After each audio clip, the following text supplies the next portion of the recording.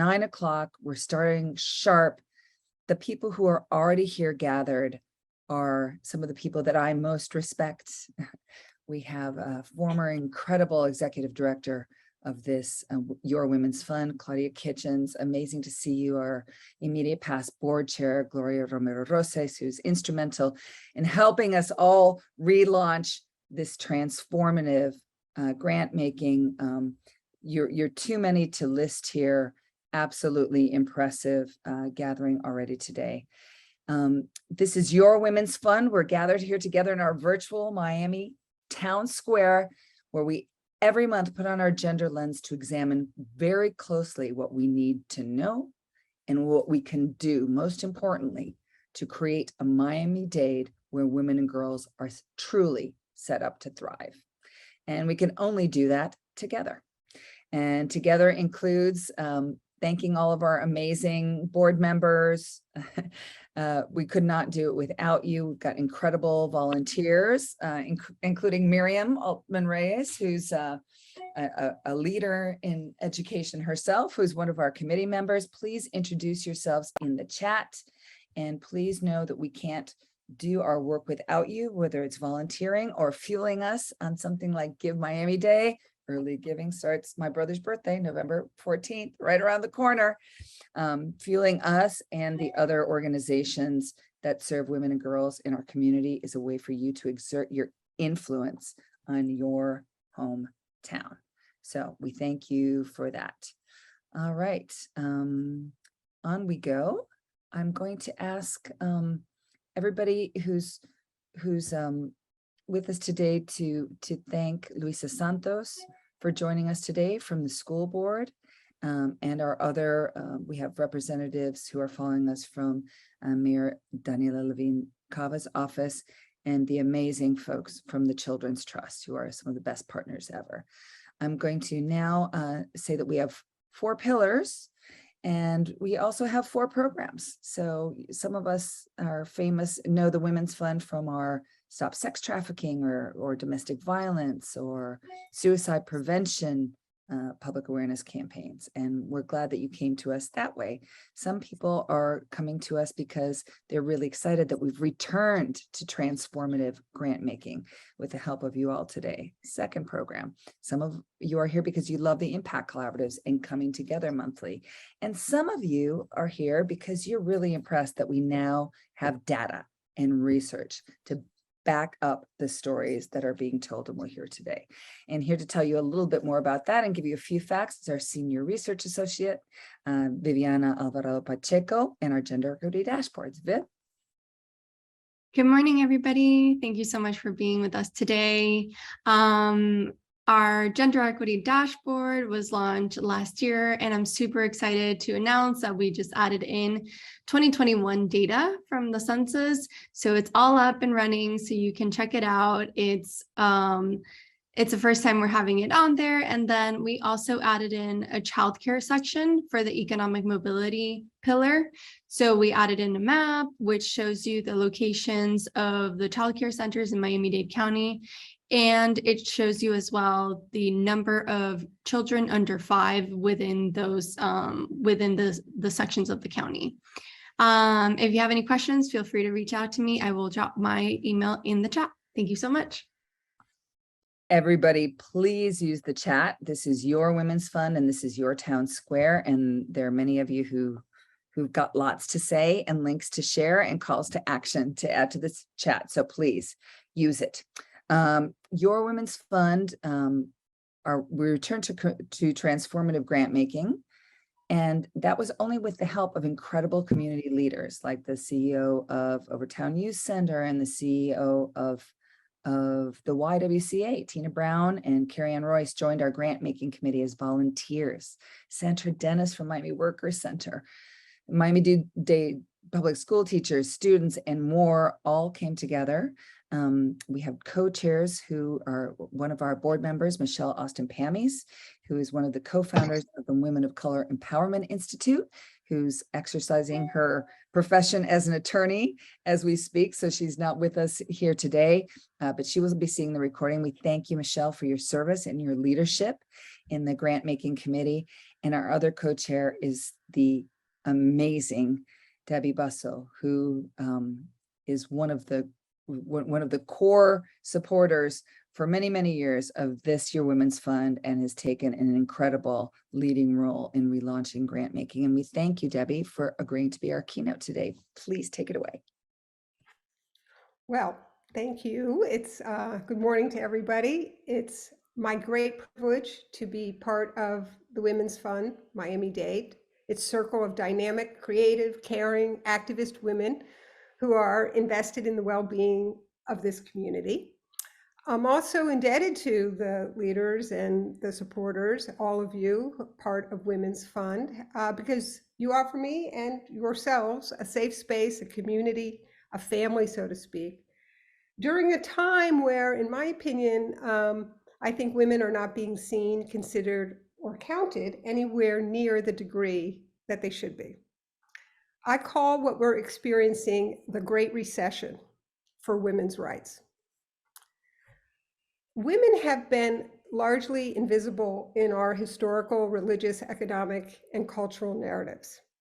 And when they come out of the shadows, as they have in recent decades, armed with college and professional degrees, flooding the labor force, organizing the Me Too movement, we see women in high political office and more, a backlash always happens. It always hits. It's a backlash of forces that work hard to disappear us again.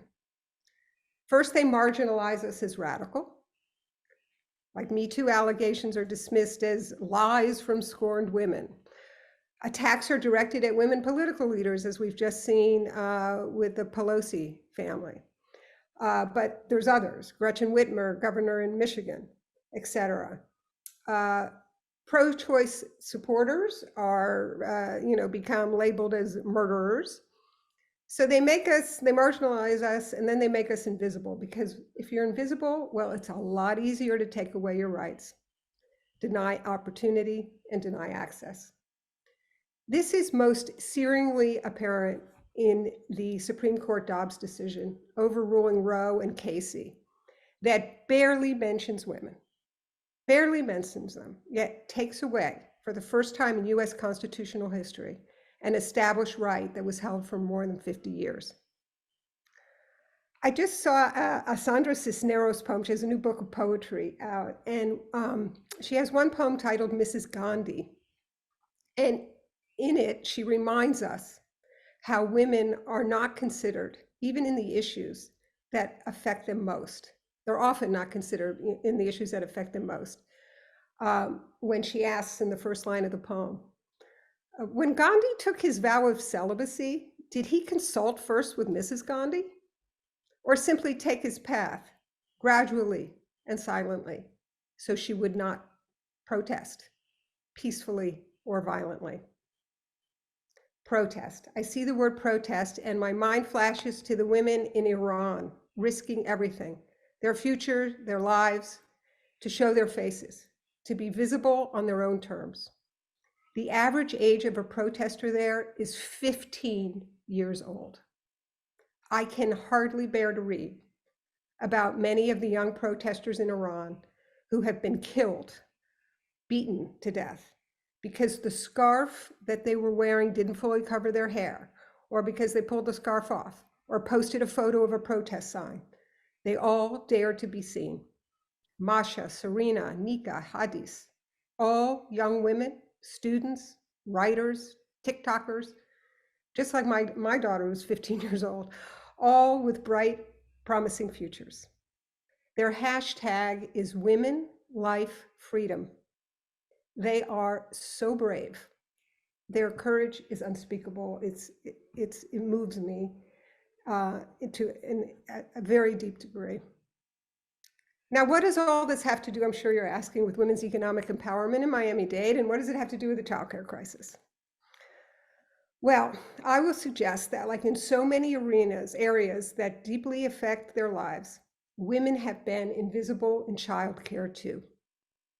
Most of the debate and public policy around childcare is focused on child welfare, child outcomes, which are very, very important, critical, not diminishing them, the importance of that at all. But the focus is not on women and about their welfare and their inability to work if there's not a quality, accessible, affordable childcare option. And the 93.6% of the childcare workforce that is female, 93.6%, what of these women and their livelihoods, their work, their needs are not acknowledged? Society wraps its women in metaphorical scarves that we might not see, but we feel. We feel it in the isolation they bring, so that each of us is grappling on our own with childcare issues as either a mother in need of it for her children or an owner of a center trying to provide accessible, affordable, quality care. All the unpaid, undercompensated, underappreciated, unacknowledged care that women were providing to children, and for that matter, also elders, elder care, similar issue, all this care that society just took for granted. Well, it became visible during the pandemic because women left their jobs. And the number one reason? Lack of a childcare solution. We're still in a situation where about 1 million fewer women are working now than they were before the pandemic. The visibility of women in the child care equation gives opportunity, what this pandemic did by making this visible, the women visible in this child care. It gives us the opportunity to do something about the broken system. Women's Fund Miami-Dade sees that opportunity with its grant making. Here's what we saw holding back women that we based the grant making on. Like other sectors with a majority female labor force, think about hospitality and healthcare, very similar to childcare in that way. Childcare wages are low, career paths limited, and the work is undervalued and underappreciated. The average wage of a childcare worker in the US, $13 an hour, which translates to $27,040 per year. Remember, poverty for a family of 4 is $25,500, just a couple $1,000, not even $1,500 less. And this forces childcare workers, educators to work 2 and 3 jobs. As the minimum wage laws, which are $15 an hour, take hold, childcare workers made the expected reasonable choice of leaving childcare and taking jobs at Walmart and Publix and Walgreens. The jobs paid more and they had a lot less stress. Center owners, childcare center owners, most of them female, social entrepreneurs, as Women's Fund recognizes them. Their hands are tied with inadequate reimbursements, great pressure to maintain the curricular and the training protocols, the quality piece, because that's the child outcome piece that most public dollars are tied to.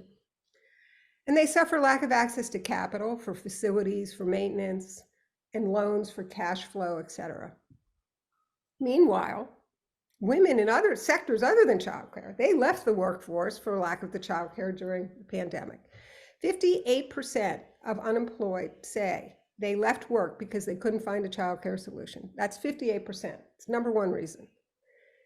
Now that wages are up due to the labor shortage and inflation, these same women are facing higher childcare costs because they're no longer eligible for subsidies. We call it the fiscal cliff, and they're falling off it.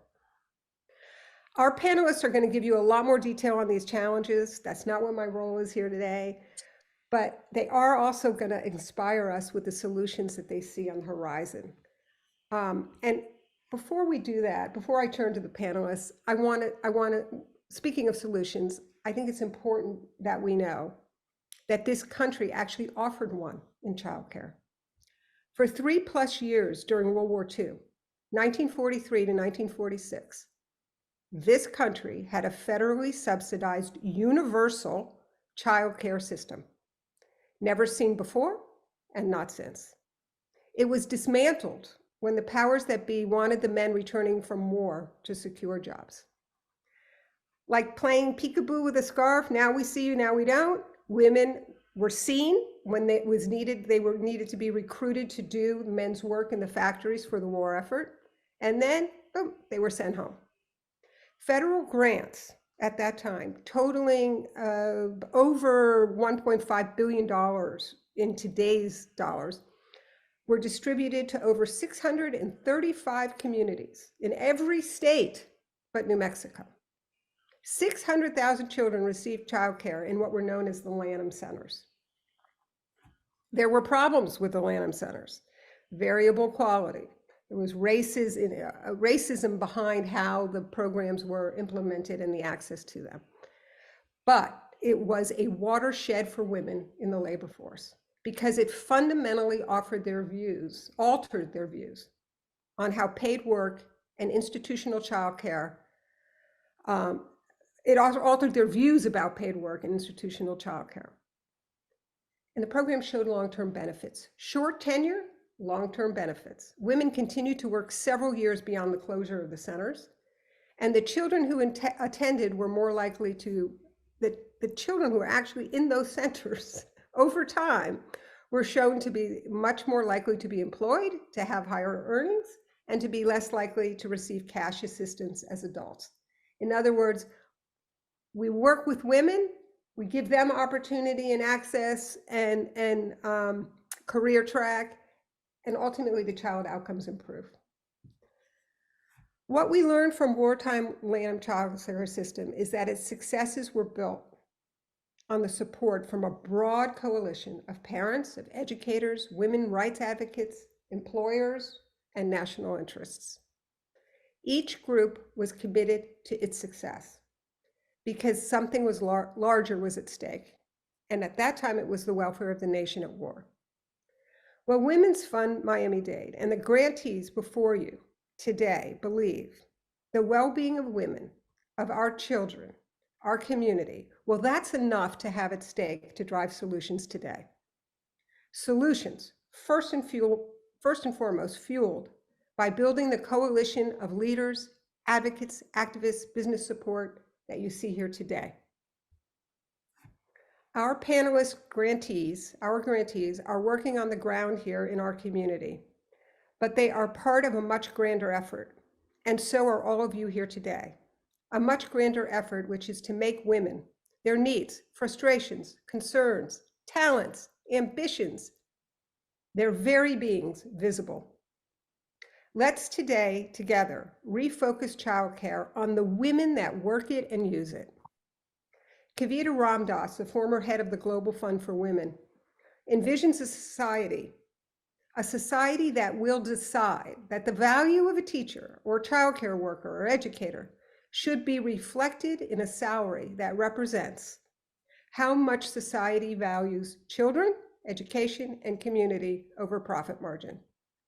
And the same for hospital workers and hotel housekeeping staff, all the sectors where women predominate in the labor force. What we accomplish in childcare, we bring to these other sectors where predominantly female, low wage, undervalued. Being visible, that's our challenge. And the young women of Iran are our inspiration. With just a fraction of their courage, together, sharing our common experiences and struggles as women and across racial, ethnic, religious, socio and economic lines, we can demand to be seen, drive the change we want to see. Hashtag women together, visible women, society reimagined. And now I want to turn it over to our fabulous grantees. Terrific, Debbie. Thank you so much. I was going to throw out the challenge of everybody thinking of things that we had thought as societies before that couldn't be changed, that were going to be extremely difficult, and things that we have been able to change and accomplish. If you feel like it, you can throw some of those into the chat. I'll tell you one thing, a lot of people don't think that we can change this system. And I will tell you that after meeting our grantees and the many, many other people that they represent, I believe that we can. We're going to ask them to do the almost impossible, which is quickly speed introduce themselves in context of today's work. And we're going to ask you to go ahead and please fill in the polls and write in the chat, audience, as they do so. Please take it away, Andrea and Juanita. Welcome. Okay. Hi. Good how are you? morning. Yes. Hi. I'm Juanita Good. Walker. I'm the owner of Shades of Miami Learning Center. And I'm working in, my schools are located in the Liberty City and the Brownsville area. I'm a accredited school. I think a lot of what I'm doing, I came from the Miami Police Department into childcare. And I really, quite frankly, love what I'm doing. I love the community in which we serve. And there's a lot of challenges in which we're going to discuss today, but I'm just really, really just so proud of the opportunity that the Women's Fund have given us in order to be here to show what we're doing and what we're all about. Andrea. Good morning. My name is Dr. Andrea Wanza, and I'm the Executive Director with Empowering Youth, Inc., which is a nonprofit organization based here in South Florida. Our mission is to empower at-risk youth and their families through education, mentoring, and counseling. And our vision, which is very tied to the reason that we're here today, is to increase the availability of resources and services in high need and underserved communities. I have over 20 years of experience in the field of education, 13 years of experience as a center director and administrator. I serve on various boards and task force to advocate for resources and programs for families and youth here in Miami-Dade County, including Together for Children and the Empowering Early Learning Education Group. My center is also licensed and accredited. I serve as a mentor for individuals and business owners seeking to enter or advance within the childcare industry. It is my honor and my privilege to be here today.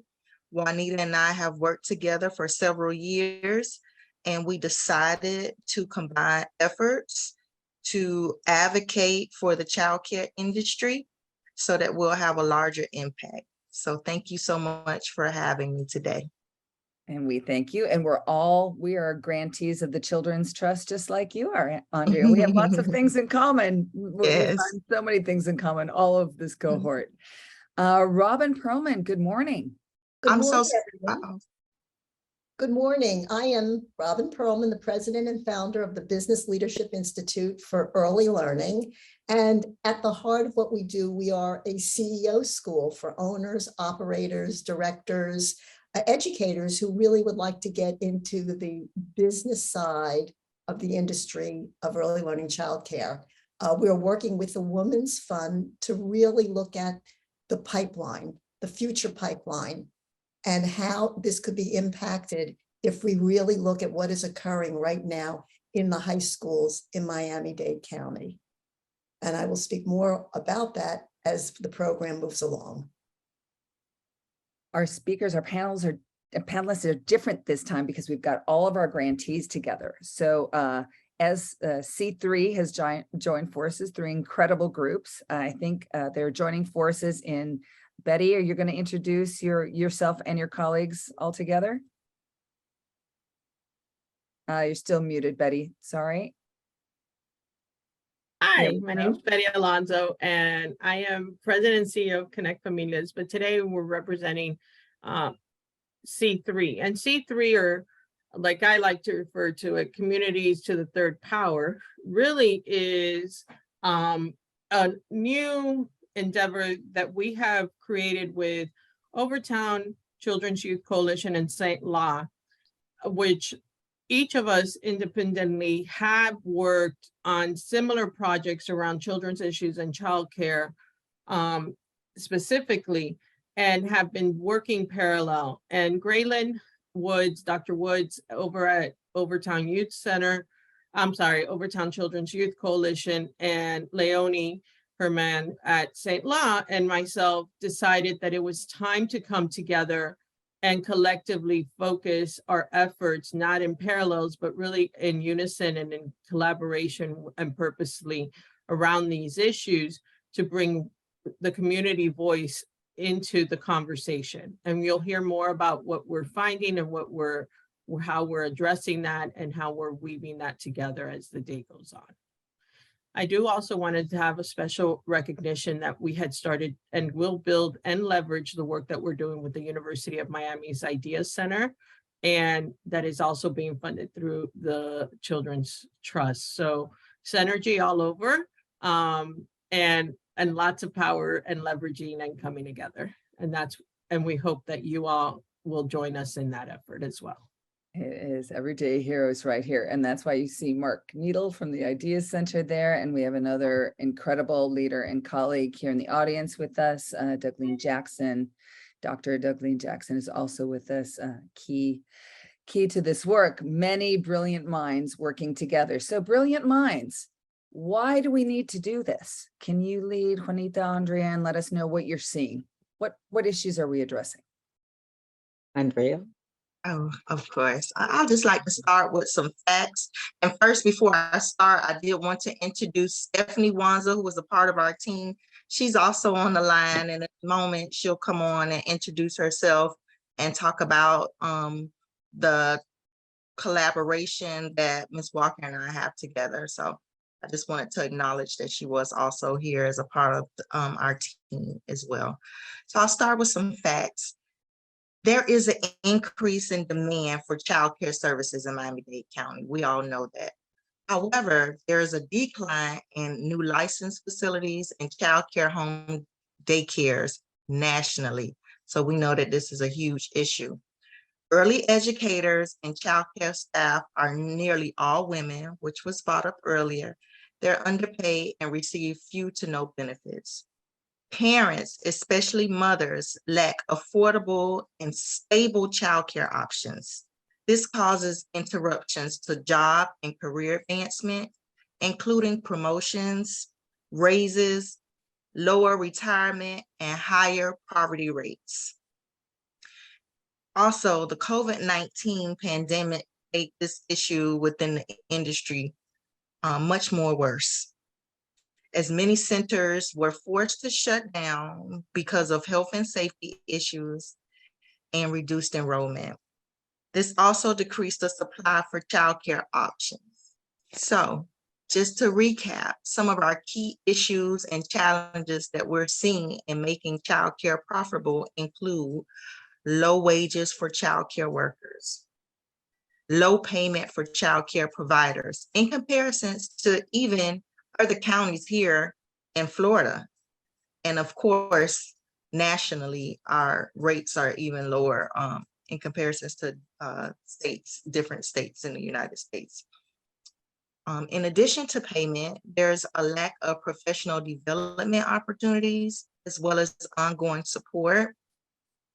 There's a lack of upward mobility, job mobility within the career. So somewhat like a glass ceiling. There's difficulty for us as owners to recruit and retain qualified staff. And there's just nationally, there is a shortage of staff in the industry. There's also some disparities in school success and achievement, as well as lack of resources and supports, including mental health for children and families. So these are some of the major issues and challenges that we have been seeing, and what has called us to act and to work together to try to come up with solutions. Well, we look forward to those in the next round. Terrific. Yes. Thank you so much, Doctor. Yes. Robin. Oh, excuse me. Oh, okay. So let me just, can I explain what we're doing about it, or should I come later? Let's do that in the next round, Ms. Juanita, Okay. if that's No okay. problem. Terrific. No. I am Terrific. so happy to follow Dr. Wanza, because she's laid the groundwork for why we are doing the educator to entrepreneur. So Dr. Wanza has really described the environment of childcare that has existed. With the help of the Women's Fund, we are looking at what could be. There is in Dade County child care programs in the high schools. I believe they're in 13 high schools that are terrific. They have young talent. The young talent today is very entrepreneurial. So What will occur 20 years from now if we take that young talent that is already in the child care career path in the high school and reframe the way that they look at their future, a future that they could actually monetize their career for a lifetime as an owner and entrepreneur, whether it's home-based or center-based. So as Dr. Wanza described that the home-based businesses are shrinking, what a terrific opportunity for young people to purchase their first home and start a home-based business in childcare. So we're looking at talent acquisition from taking the strengths that are already occurring in the community and aligning them with what could occur in the future. Not only does this include the high schools, but you have Miami-Dade College, you have the Children's Forum with the Teach scholarships. So it is possible for a young person to graduate high school and to get, go through even to their master's, and it would cost them very little. The other thing we are attacking is that the students that go through our project are starting at $15 an hour. We have learned in the high school, they are not working for less than $15 an hour. And that's the starting gate. So we framed a program to see what will occur if we can start this young talent at $15 an hour in a professional path that includes higher education, working in schools such as Miss Walker's, Shay's, where they're going to not only learn how to be a practitioner, but they're also going to learn how to be a business owner.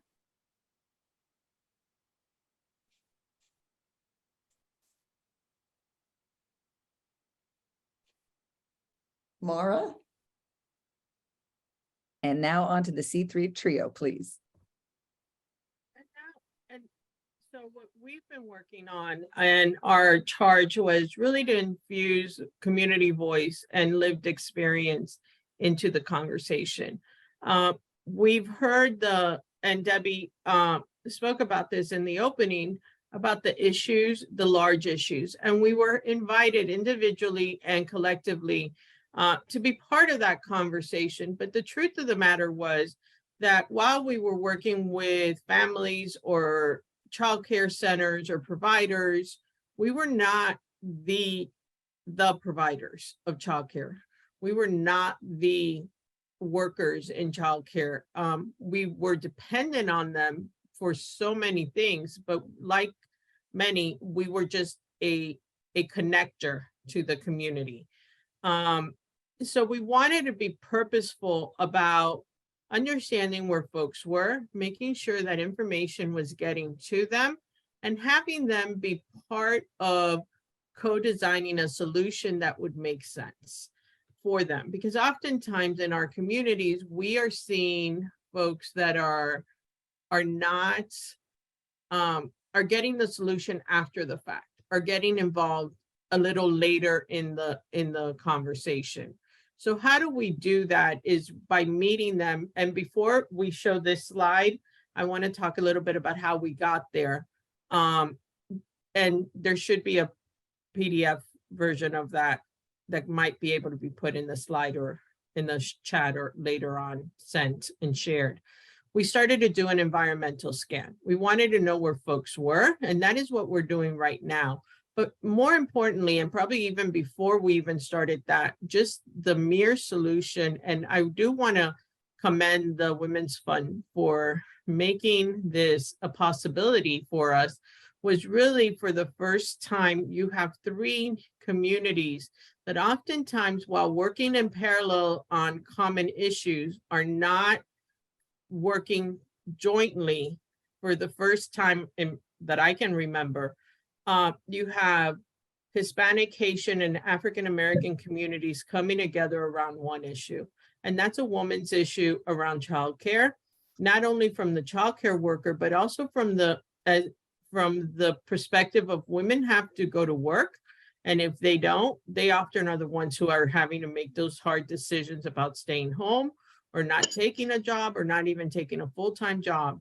So we wanted to come together purposefully and leverage the existing work that we had done individually and or in parallel, and really talk about how do we infuse and bring forward the community voice? How do we help infuse this conversation with what people are saying and what they're experiencing firsthand? Because while wages are low and pay equity is low, oftentimes in our communities, we are also seeing them being marginalized in other ways and being hit 1, 2, 3, and 4 times around things that are coexisting. So how do we make this, and without overwhelming the conversation, focus it in and have a slice that perhaps maybe later on can also talk about women's issue in a larger sense. So we started with childcare workers. It made sense. We start usually with children early on. So why not start with those who are caring for our children most of the day and work our way out from that. And we are currently surveying childcare centers in our communities and are having some interesting preliminary results. We had already, as I mentioned, worked with the Idea Center and around resiliency in communities. So we had maps and we had ideas of where folks were in the childcare centers. So by leveraging all of these information and resources, we will be moving forward to really start to bring about the community's voice and the community's ideas into the conversation to co-design solutions that would make sense for those who are going to have to carry them out, right? Because this is wonderful if we all have this high level conversation, but then we solve a problem, or so we think oftentimes, but then somebody else is left to implement. So we want to make sure that everyone has equal voice, equality, and diversity of those voices. And as we talk about solutions later on, we'll start to share that and talk a little bit more about what's up on the screen now. And I'll let Leonie and Graylin talk a bit more about that as we move forward, about what we're already learning and what we're already hearing. And some of it is not surprising. We knew it, but we wanted to confirm it. That's fabulous, laying the base. And now always the most exciting part, what can we do and what are we doing about it? I know Stephanie and Juanita have got some comments for us about what those solutions are, what you are working on. I don't know if you want to go first, Juanita, or Stephanie first. I'll let you two decide. In the meantime, we do ask all of our attendees to go ahead and take this second poll on economic mobility. We were going to start off with the potential solutions, and then for our collaboration, it's a collaboration between Shay's Foundation and Empowering Youth Inc. Stephanie is going to speak to the portion that Empowering Youth Inc., our mentorship program, and then Ms. Walker is going to speak to the advocacy part as it relates to the early educators empowering program. Terrific. Thank you, Doctor. Okay, so as far as our potential solution, and it's interesting that Ms. Bussell brought up something that occurred back in the 1940s that we can see as a potential solution for the childcare industry in a whole, wherein comprehensive childcare and early learning legislation or policy could help to eliminate some of the barriers that we discussed earlier and that we're facing in the industries. And this is where states would receive federal funds to increase the supply of affordable, reliable, high-quality childcare for children ages 0 to 5 and provide free pre-K for children ages 3 to 5. Right now, we know we do have voluntary pre-K for 4-year-olds, But if there could be legislation for children from 3 to 5, that would, eliminate a lot of the issues that are going. So the benefits of having a comprehensive child care and early learning policy include increasing the earnings for individuals employed in the child care sector, and thereby potentially increasing individuals to enter the child care field. Ensuring that all early educators and staff in both child care and pre-K are paid wages equivalent to elementary school teachers with similar credentials and experience, and at least a living wage. Reducing out-of-pocket costs for children, for child care for parents.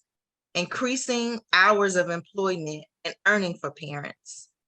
Improving healthy child development and educational outcomes, which will lead to greater gender, racial, and economic equity. Now, we know that legislation takes some time, and these were some discussions earlier, and we also know that there was some legislation passed for COVID-19, which was a short-term remedy for some of the things that were occurring. However, if we put a call to action for comprehensive childcare and early learning policy, that will be a long-term solution to some of the issues that are now faced by the industry. But so we want to know, what can we do now? So we're always about, we know that legislation may take some time, and we know that some things have been proposed which are kind of at a standstill right now because of politics, but what can be done right now? And these are some of the things that we talk about in the early learning group that we meet together every month, and Ms. Walker will go into more detail about that. But right now, and this is something we talked about just a couple of weeks ago, we can reduce the income requirements for families to receive subsidies and scholarships. As some wages have gone up, the requirements for the subsidies to be eligible for them did not change. And so that's caused several families, thousands of families, to be without childcare because they now make $1 more. Just because they make $1 more, inflation has also increased, and now they can't qualify. So we would want that to be reduced. That's something that I know is in the works, that the Early Learning Coalition came on and talked about the last meeting. Also, we can increase the availability of subsidies and scholarships. So offer it to more families, create more slots for that so that we can serve more families. And this is something that we can do as childcare workers and advocates for the industry, solicit foundations, businesses, and individual donors to assist with local subsidies and scholarships. For example, Empowering Youth Inc., we're a nonprofit, we run a nonprofit daycare. We offer financial aid. However, we don't really have a true funding source for that financial aid. It's just our way of trying to assist families that are in need. But if we could secure funds to provide those scholarships, we'll be able to help more families. And now I'm going to have Ms. Walker and Stephanie Wanza explain our partnership and what we have came together to do with our influence to try to assist in some of these industry issues and concerns that we've been talking about on the call today. Thank you, Dr. Wanza. You've been really a great partner, and everyone else that's working with us with the Women's Fund, Robin included. But since this problem that we've had, especially during the time of COVID, which most of our child care centers, we worked through the entire COVID period. And because so many others really needed childcare. And I also think that maybe some of the legislators or some don't see us as serious as we should be, as we are. We should be considered to be essential employees. That's something that needs to be out there and declared, because we're there, we're open. But since then, in the last year, I and others have gotten together a group, and we're calling ourselves the Early Learning Educators. And this program, or the monthly meetings that we have, are to just bring about awareness to our legislators. And so far, we've been bringing on different people in different areas, like Mr. Vance Alupis. We've had the ELC with Ebelio Torres. We have people from the mayor's office come in and give us a presentation, or we let them know where we are and what our needs are. Mr. Rick Beasley with the workforce. So we've been doing this on a month-to-month basis, and just to bring about awareness, to let people know that we are there, and let them know that we care, and help us. We've been receiving certain funds with grants here and there, but if we're going to compete with others, there's got to be a serious look at the funding that we're getting into early childcare, especially those of us who are working in those underprivileged areas. So with that, I'm going to turn it over to Stephanie.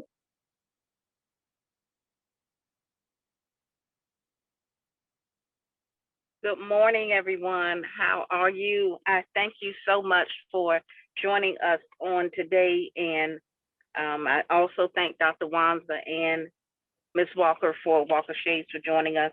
I'm going to speak now about the actual mentorship program that we will collaborate with other organizations with.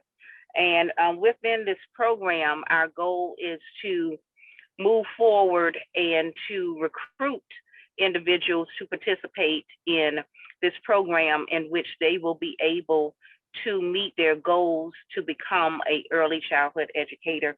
And because of the crisis that we had in the shortage of childcare workers and childcare educators, we want to join forces with other organizations such as the Early Learning Coalition. And we also are planning on developing relationships and partnerships with Lindsay Hopkins, Miami-Dade College, and also with other high schools and organizations that have students who are interested in early childcare careers. There is much advocacy work that has to be done first, and we are still committed to this endeavor. We're planning on having 2 cohorts working in conjunction with other organizations, which will go ahead and assist a minimum of 10 participants to go ahead and move through this program with a stipend at the end, and also hopefully offering the incentive of a position at either our facilities or other facilities in their communities. So we want to get the word out about our program. We want to move forward and make sure that we have more individuals who are qualified and certified to actually work within early childhood education. And we want to make sure that we are able to provide that living wage, as Dr. Wanza mentioned, as well as advocate on the local, state, and federal level for all of our educators. Thank you. Oh, thank you. That's terrific. Thank you so much. Robin. So in our work, what we're seeing, well, first of all, we believe that we must change the narrative. Why is it that a kindergarten teacher is called a teacher, and if you're an educator in early learning, you're called a provider, as is the director, the owner? Secondly, what we're finding in the high schools is it's the parents who do not want their children to go into early learning because their perception of how their child would monetize their career. If we change that perception related to the idea that you can be an owner, and that if you do it the right way, you can definitely monetize yourself in a way that you'll have a terrific life. We feel that that's really important. And thirdly, we think that the cities really need to look like this. And one of the things we're working with the Women's Fund, with the mapping project, is to take a city, Hialeah Gardens. Here's your childcare business owners. Here's how many children of early learning age are in your community, not now, but in the next 10 years. And here's your high school, Hialeah Gardens. What does this look like? And what do we need to do to get these graduates into these local schools? And lastly, what we're seeing is that this year at Hialeah Gardens, there will be 22 talented seniors graduating with their CDA, their 45 hours, which are the basic qualifications to actually get right into the workforce. Yet many of them are choosing to go to college and university outside of Dade County. What do we have to do as far as higher education in Dade County to say to these students, stay here? We have Barry, we have FIU, we have Miami-Dade College, and other avenues of education so that we keep them in the communities, at least for a certain amount of years, to strengthen this pipeline. Thank you so much. All right, C3.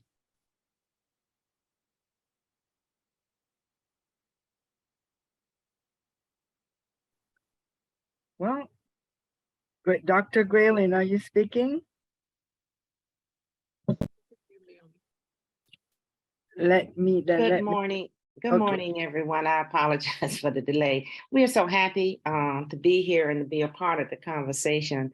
As Betty said earlier, I'm the executive director of the Overtown Children and Youth Coalition, and we operate as a backbone organization. And part of the solution we've come to learn by working together with Betty and Leonie is that building solid relationships across communities and neighborhoods is one way to get after breaking barriers and working in silos as communities. We've come together, as you saw on the survey sheet, we have all come together to consolidate our data collection efforts and have been able to put that data and information in one central place in our UpMetrics portal, where we have now looked at data from each neighborhood to see the highs and the lows, and have really learned across neighborhoods some of the common trends and common problems that have been cited: wages, lack of resources, lack of professional development, lack of funding, all of these areas, and also being sort of left to fend for yourself in neighborhoods that have not been historically resourced properly. So we are looking at data and policy efforts as solutions to the efforts. And the data we really believe is really important from the grassroots level, because we are there and can really interpret it in ways that otherwise may not be interpreted from our perspective. So solutions is about collective impact, us joining together and really getting in a situation or a position to listen to one another, which we really learned communications across neighborhoods. So to have the Haitian community, the African-American community, Hispanic community, and us working together is really, really, I feel, and we feel, is a part of the solution and moving in the right direction. Thank you. I think it's my turn now. Is it my turn? Doctor? Yes, please. Yes. Good morning. I'm Leonie Hermanton, Director of Development, Communication, and Strategic Planning at SAPLA. Haitian Neighborhood Center. We are a social service agency serving about 16,000 folks in mostly Creole speaking. Our mission is to strengthen, empower, and uplift South Florida's Haitian community. And again, we're extremely grateful for this opportunity to work with other communities. And that has interestingly helped us not just understand how childcare centers work, early childhood centers work across the board, but what specifically happens in our community. And that can also lead to, to solution. First of all, for us as an early childhood hub in the Northeast Corridor, it was interesting for us to switch to look at early childhood centers as women-headed businesses with whom we had not had too much of a relationship. And it was interesting to note that in neighborhoods such as Overtown, where there has been prior, there have been prior relationships with early childhood centers, that the response rate was higher. It took us a whole lot more time to get our centers to respond, simply because there was no real strong relationship between our center and these early childhood centers. And so it took a lot of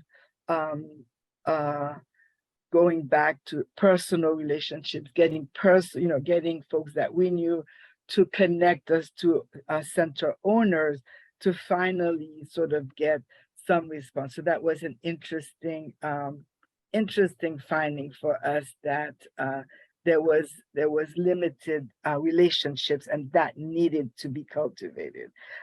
It also helped us understand that the business aspect, because we're also an employment agency. So as we began to grow our relationships, we also created bridges with our employment folks. We started sharing resumes with those childcare centers who needed employment.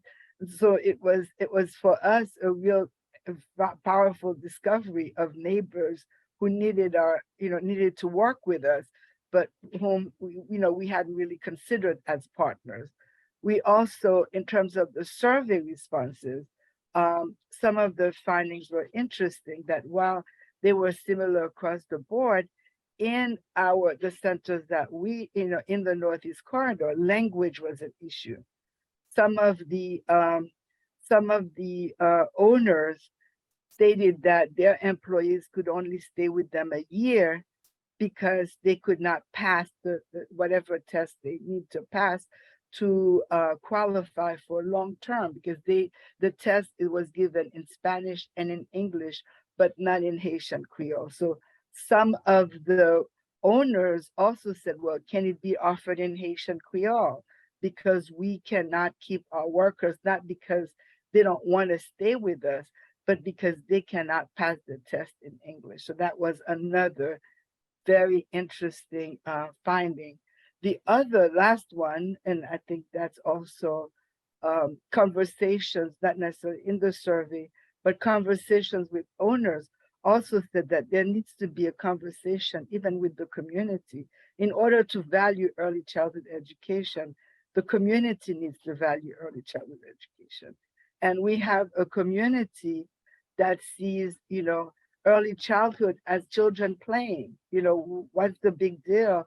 It's like paying a babysitter, right? You pay a babysitter, children play all day, and we come and pick them up. And so the idea that early childhood education is a critical stepping stone to success, in kindergarten and forward, is not something that all communities understand. So they were also talking about, well, there should be a campaign to educate people to value early childhood education, that it's not just child's play, and that, yes, there is education in child's play. So that was another actionable, I think, lesson learned, in that we when we talk, we assume that all communities are equally situated in terms of their understanding of the value of early childhood education. And that is not so, at least based on the folks that I've spoken to. That is so powerful, Leonie. That is so powerful. And you've called to action an incredible cohort of people who are here with us today, because I'm seeing the names of incredible people who've shown up here who can spread those messages. I want to say, we only have a minute left, and I'm going to ask Robin, if you can please address, Gloria has a terrific question here in the chat. I want everybody to know that the speakers here today are not only leading the thought leadership and taking the wisdom from the grassroots, bringing the understanding to those of us who can only hope to begin to understand what they're living. Not only are they bringing us the pragmatic wisdom and calls to action that each of the panelists have brought up several today, concrete calls to action, but they're also dealing with the people in their neighborhoods who need them. So whether it's part of their job description, Ms. Juanita is trying to help a homeless woman and her 3-year-old, not only to be scholarshiped, but also to find shelter. These are the employees that they're working with at their centers. These are the real life stories that we with the Women's Fund hope to be able to continue to elevate and share with you all, the people who are here today, the people who show up and can elevate the conversation and can take it to policy change and community belief. Robin, can you please answer? Gloria Romero Rosas had a terrific question. Let me frame so Gloria has been typing a few questions. She wanted to know about the funding that she understood was coming down at 2.5 billion. So that funding came in as ARPA funds, and it came in at 500 million in the summer, and another close to 900 million is being allocated right now.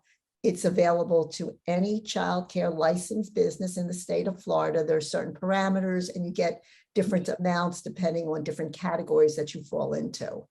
So regarding the idea that if President Biden's party loses control of either chamber or both, it will be uphill advocacy. So what we're hearing in Washington is that people really need childcare, so that we believe the conversation is still going to continue, whether it's Democrat or Republican run.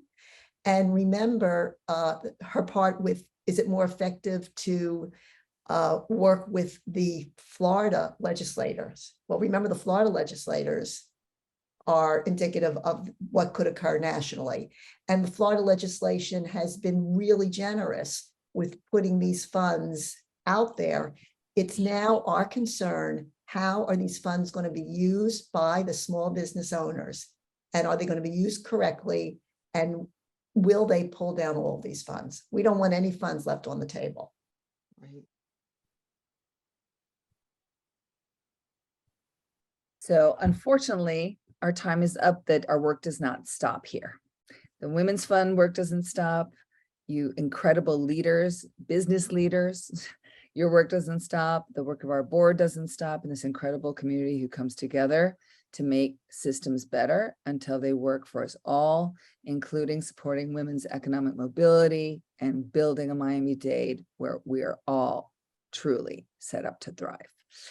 We meet here every month. You can join us. In the meantime, our wonderful Camila Ustares, who's driving today, also leads our Impact Agents Volunteer Corps. We have an incredible board, but we also have committees that you can join. Please also know that we can't do this work without fuel, and the economic fuel of our Grand Mission supporters is priceless and life-giving for this, our collective life's work. So join us and join us next month as well. We're going to be talking to some incredible people about how we can impact our community and our tax returns, whether you're an individual donor or you're a business. If you support organizations like you're seeing here today and us, you'll be really making a difference in your community, and that's power. So thank you so much. Fill out the survey, and please don't be strangers. This is your Women's Fund. Have a terrific day.